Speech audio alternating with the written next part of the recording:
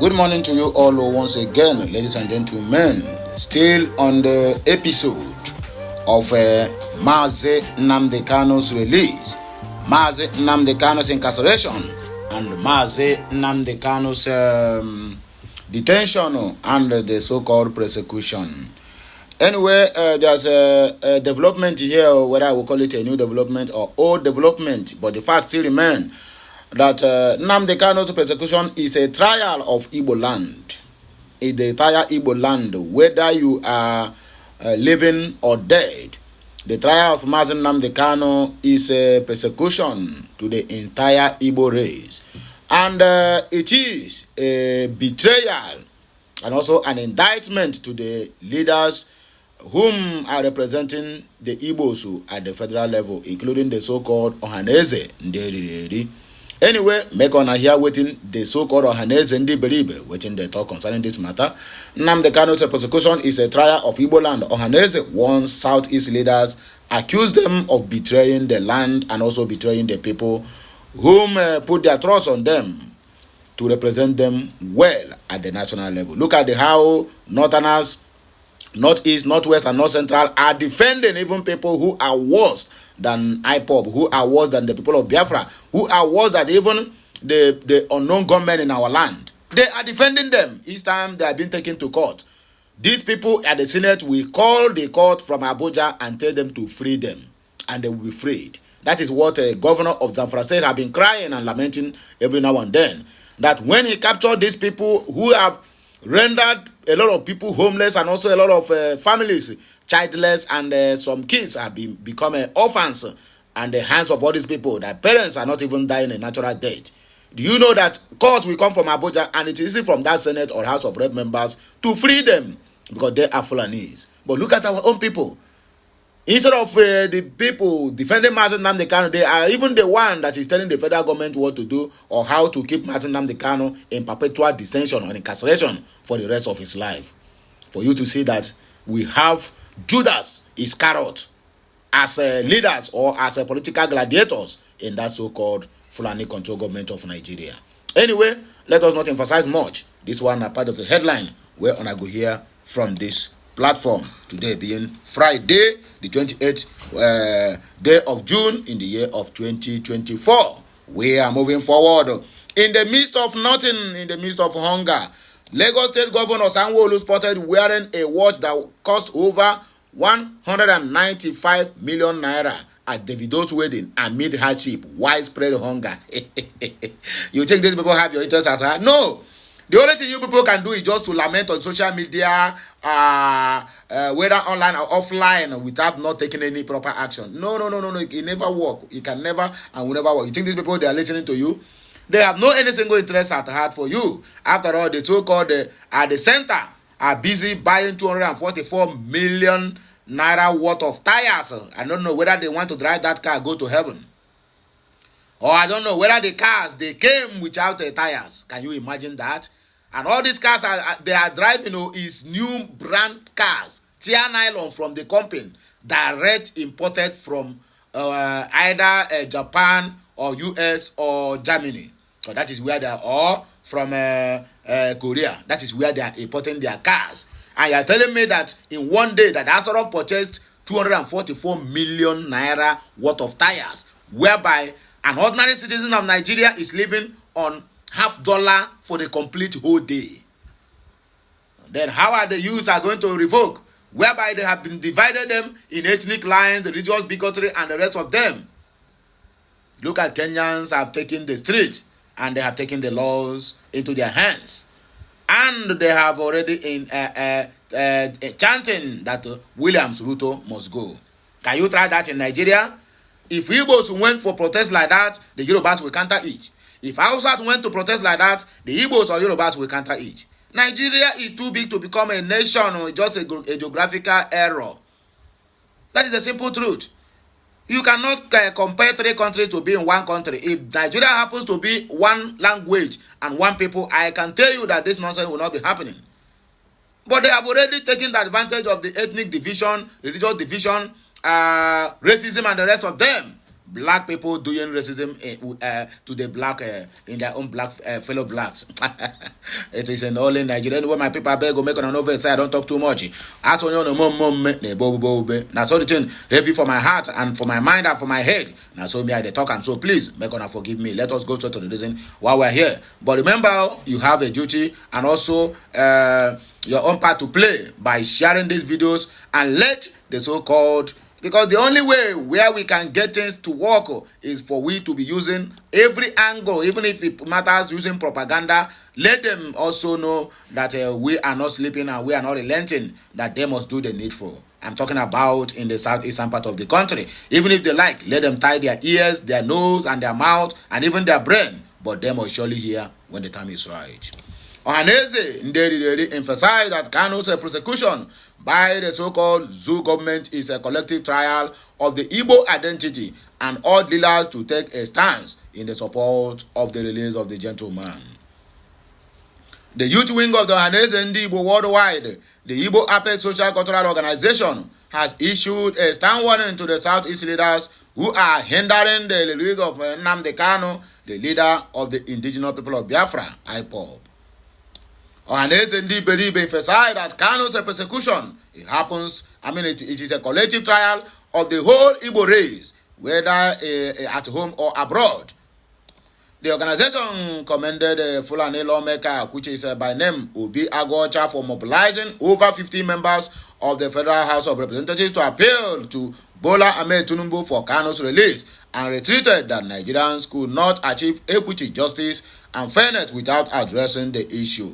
But what I'm getting confused here is that you gather these 50 people, let them show their face at the national TV, let them grant interviews, let there be a broadcast, let the world know that at least the people from the central have already advocated and also agitated for the release of Nnamdi Kanu. But writing letter without no any action, it is equals to nothing, because I'm very, very sure that letter can never get to the table of Tinubu. Even if you like, wait until his 4 years tenure is over. That letter can never get to his table. We know all these things. This was contained in a statement by the Ohaneze youth issued on Wednesday, signed by the National Publicity Secretary Chika Ate Adele. The statement partly read, "It is heartwarming and great joy to Igbo youth to receive a cheering news from the distinguished member of the House of Representatives, Obi Agwocha, representing Ikwano, Umuahia North and South Federal Constituency, who has mobilized over 50 very distinguished patriotic members of the Federal House of Representatives to make an appeal to Bola Ahmed Tinubu to release our leader, their brother and son, Nnamdi Kanu, the Hamadike one of Igbo land. Igbo youths are highly elated over the audacious move by the Honorable Agwocha in leading his colleagues to appealing to Mr. President to set free Mazi Nnamdi Kanu for equity, justice, and fairness. In the same vein, the youth organization cautions other Southeast leaders for their uncooperative disposition towards the release of our son. They should remember that it is our collective identity that is on trial. Mazi Nnamdi Kanu is neither fighting for his own life or for the family, but for the whole Biafrans and the future generation of the Biafrans. It is imperative to remind them that silence in the face of injustice anywhere is a threat to justice everywhere. And as a people, we are taking notes, and hopefully posterity will bear witness to our collective quest to bring in lasting peace, development, and sustainable security in the whole of Igbo. Lagos Governor Babajide Sanwo-Olu have been spotted wearing 195 million naira worth of wristwatch at Davido's wedding amid hardship and widespread hunger in Lagos State. Patek Philips wartime chronograph 5830G 11 watch was identified by Sahara reporters through a search on Chrono 24, a prominent online marketplace for high-end timepieces. Lagos State Governor Babajide Sanwo-Olu has spotted wearing a luxury wristwatch valued at over 190 million naira, approximately $127,000 US. at the wedding of the Davido and Choma Roland on Wednesday. The Patek Philip's wartime chronograph, according to the information reaching us here, the governor's extravagant accessories has raised eyebrows given the economic challenges facing Lagos State and the whole Nigeria at large. This translates to approximately 195 million naira based on the current exchange rate of 1,540 to $1. Nigeria has been grappling with revenue struggles, unemployment, and underdevelopment amidst concerns over the judicious use of public funds by their so-called officials. Governor Babajide Sanwo-Olu has faced a scrutiny for his luxury taste, having been spotted with high-end wristwatches on multiple occasions, sparking questions about his stewardship of public resources. In 2023, Governor Sanwo-Olu was seen wearing a Patek Philippe wristwatch valued at approximately 160 million naira, sparking controversy amidst widespread poverty in Lagos State and Nigeria at large. The luxury purchaser raised questions about his priorities as a leader, especially given the recent meeting of the southern governors to address the growing economic hardship in the region. Furthermore, Lagos State is among the most indebted states in Nigeria, making the governor extravagant expenditure on personal items all the more concerning. My dear, they have no regard for you or me, and they have no what they call human sympathy. The only language they hear is get the money, share it within ourselves, convert it to dollars, and forward it abroad for in their respective foreign bank accounts. So if you are thinking or maybe you are waiting for them to have regard for you, my dear, you are wasting your time, because the only thing they have already known Nigerians to be noisemakers. And that is what they keep on regarding them as the National Assembly. Leave those noisemakers. Once they make noise 1 week, 2 weeks, everything will die down and life continues. And that is why they are using them to play kalo-kalo. That's why they are taking them for granted. That is why whenever you make noise finish, you won't even achieve anything. People come out and there's a rumor that the presidency wanted to acquire an aircraft, a new branded aircraft for vice and the presidency, which have been going on and on, only for the so-called Senate president to come out and say, no matter the propaganda, that if the presidency make the request, they're going to approve it. What does that tell you? It tells you that you are a noisemaker. It tells you that you want nothing to them. It tells you that even if you die of hunger, after all, Akpabio have said that the presidency or the president and his vice, life is more important than over 220 or 250 million Nigerians. What does that signify? It just makes you to understand that they are not there for you. They are just there for their own self and the so-called executives who are busy lavishing the commonwealth of the nation or the commonwealth of the poor masses. And see yet, Nigerians have not reacted. But tomorrow night, you will see Davido will post anything or maybe have done anything. That is when all of them will come out and begin to protest.